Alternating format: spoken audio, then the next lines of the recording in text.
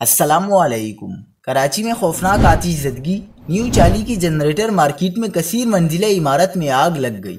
آگ نے متعدد دفاتر کو بھی اپنی لپیٹ میں لے لیا۔ کیا آپ حالات حاضرہ سے آگاہی حاصل کرنا چاہتے ہیں؟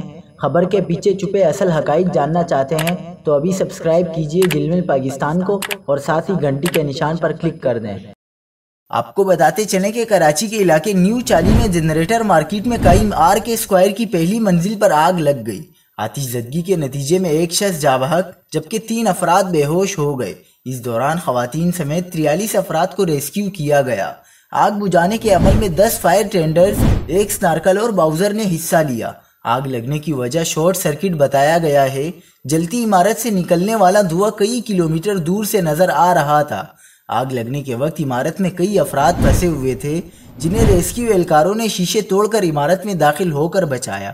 واقعے میں جاں بحق شخص کی لاش جھلسی ہوئی ملی جس کی شناخت 46 سالہ علی اصغر ولد برہان الدین کے نام سے ہوئی ہے۔ آگ پر قابو پائے جانے کے بعد عمارت میں کولنگ کا عمل جاری ہے۔